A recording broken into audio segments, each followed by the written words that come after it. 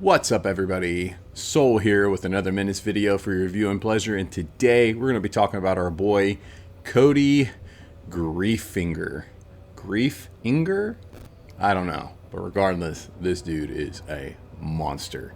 Absolutely love him. Can't get enough of this guy. High action points, great accuracy. He's got a lot of really good perks in his kit. He kills it. Normally I get right into it and start reading about the trait and everything else, which is what I'm going to do. And so I have to give a little extra shout out here because his is crazy. He's got the trait Gorilla.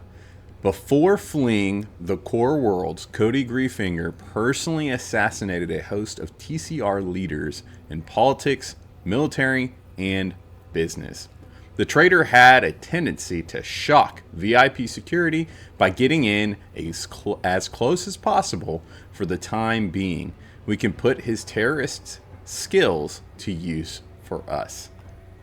This dude is unbelievable. And of course, that gives a plus 20 accuracy and 30% damage when attacking healthy targets, HP over 80%.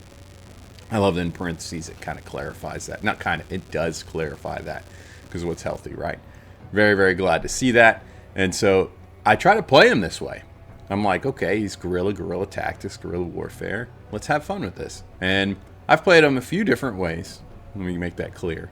In my various runs, I am on my third run right now, and I am absolutely loving playing him in the way that his trait specifies. He gets in kind of close. Not nearly as close as the trait suggests, right? But he gets kind of close. And so I've picked up scouting because I want vision and range. I have to see. I have to see everything. And for him, he's taking a risk. He's going out there. He's ending up alone. He's doing his thing. He's trying to get in, flank enemies, kill them quickly, and so on. I found a lot of love in Tier 2 with Sharpshooter. Ignoring that cover bonus, I can't say enough good about this trait. Absolutely phenomenal. Tier 3, I use Decoy, deploy Decoy. These things are amazing. Amazing. Decoys can help divert enemies' attacks. It doesn't clarify and say enough about it, and it's got 2 uses per battle. But when you put these things out, I mean, it literally pulls enemies out from cover and everything. Like, they want to damage these things so badly, and I love it. I can plop one down, not even knowing where my enemies are, and they're going to start coming out like ants just to get a piece of this decoy. And I absolutely cannot get enough of it. And then getting down to Tier 4, I picked up both of them. I got Tank Buster because, yeah, Kody or Greifinger does mad damage. And why not? We're trying to do damage to all vehicles as well. I liked it. And we'll get more into that because I used some projectile weapons, but I ended up using something a little bit different. And then Assassin. Plus 30% damage and 20% accuracy against targets isolated. That means a plus 4 tiles away from others. Now, this one applies a little bit less. You got to be a little bit fortunate, but it's still very, very good. With that said, I've got a couple slots open. I've got 2. And my plan is to pick up Grenadier because I absolutely love it. I really, really want it. And yeah. Past that, probably going to either get Fortify or Zigzag. I'm between the 2. Of course, Fortify is really, really good. There's nothing wrong with that. Grenadier, also really, really good. I want to be a bit mobile. We'll see. I'm probably going to mess with either one of these things. I could honestly go bags and belts. I really don't know. That's the thing about Greifinger. If you look at his perks and the way he's laid out, this dude does insane damage. That's his strength. That's what he does. And he has great accuracy. He is potent. He's a killer. He kills, and he kills quickly, and that's what he does. So play him your way. You can put him in heavier armor, and you can go for the recover. So that way he's fighting his way out of suppression and doing fairly well, especially coupled with buff and fortify. You're going to do some really good stuff with that. The Vanguard, there's nothing wrong with this. I haven't used it a whole lot. I tried it. It can be nice, but yeah, overall, it's something I'm not really too fussed about getting. There was a couple missions where I do want a bigger deployment zone.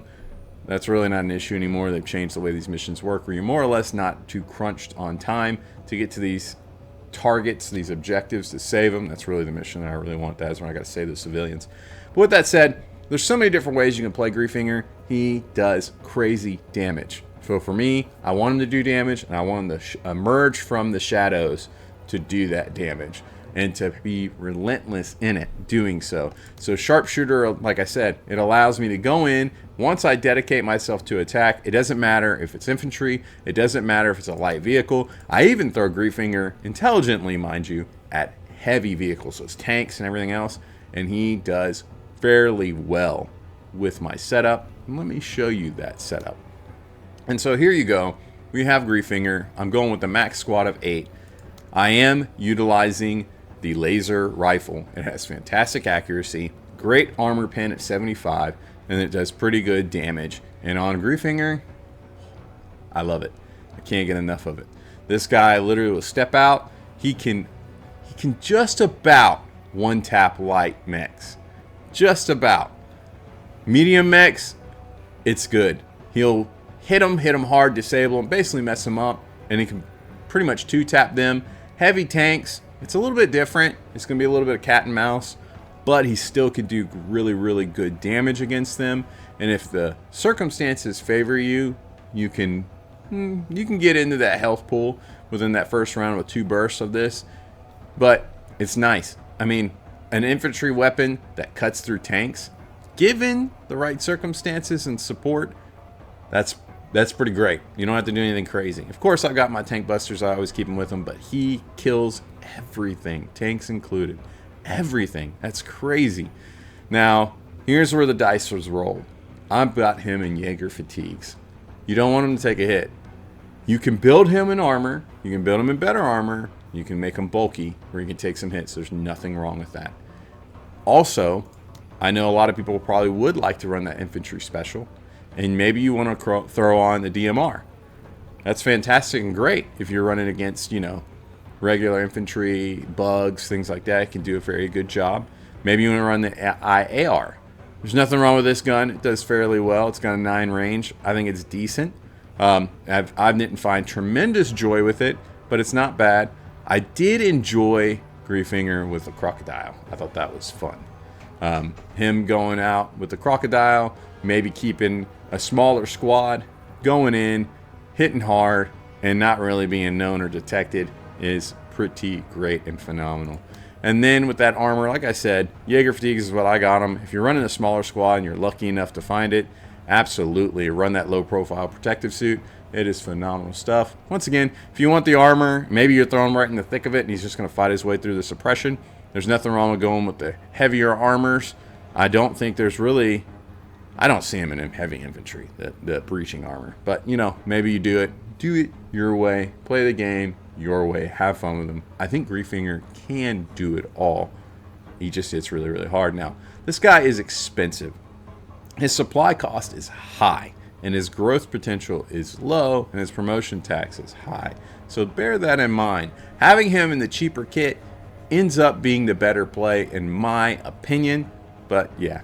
And then down at the accessories, I don't have Grenadier yet, so I'm not running grenades often.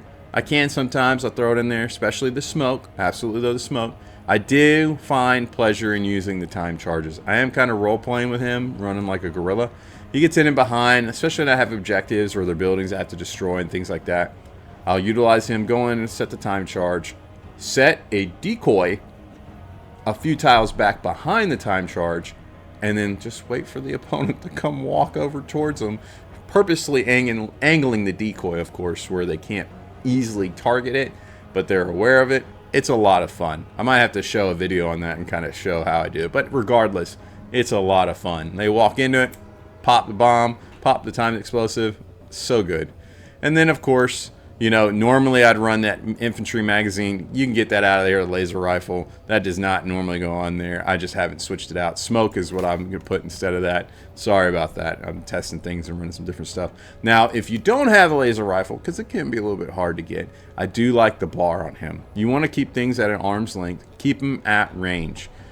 But if you have something a little bit better, maybe, honestly, the MRS is a insane gun.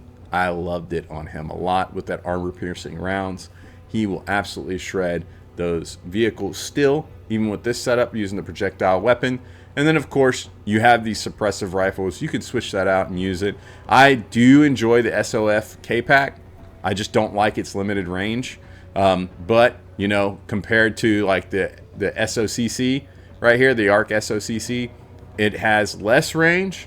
And so I had less joy with this. The SOF's K-Pack gave me a little more love and a little more joy. And then, of course, I ran that bar modded, the suppressed version of it. And it did a pretty decent job as well. But all in all, these things felt fairly good, fairly decent. But I think the gun that projectile-wise I had the most fun with, honestly, is the MRS. The R22 8A1 MRS. This thing was insane with armor-piercing rounds. But then I finally put the laser rifle in his hands, and honestly, that's where I have had the most joy out of all of the infantry weapons. So run them your way. Tell me what you think. Drop down in the comments. I'm sure we're all playing Greifinger a little bit differently because he's fairly versatile. He's just crazy damage. Crazy damage. And I'm eager to hear what you have to say. Tell me how you play him. This guy is the Mac Daddy of damage in a way. I mean, he doesn't care. He doesn't care where they are, what they're doing, and he's even got a decoy. He can create some pretty fun plays and tactics, and I really like utilizing him for that reason and in those ways. So I'm eager to hear your feedback where you tell me about it in the comments. So what do you think? Greifinger, unbelievable. With that said, I hope that you've enjoyed the video. I hope this gives you some insights as to how to play Greifinger. He's highly versatile. This is how I play him. Popping out, keeping him concealed, jumping out, killing things in one tap. Maybe he's in and behind the front line. Maybe he's out on his own. I have ran missions where I have him and Darby together, and Darby is of course spotting everything and seeing it all, and then he's coming in over, and if there's let's say that I have vehicles up against Darby, Darby's waylaying, destroying my my infantry rivals, and then he's coming in destroying the vehicles. They're like the dynamic duo. Don't get me started, but we can talk about it for hours, honestly. Tell me how you do it. Until next time, guys, I'm gonna catch you guys later. Huge shout out to my thank you to my Patreon members. Of course, you guys and gals are the ones that keep the content flowing, me going, and the lights glowing. So I'm really, really grateful for y'all. And yeah, if you're interested in supporting the channel, make sure you check out the links down below. And until next time, I will catch you later. Bye.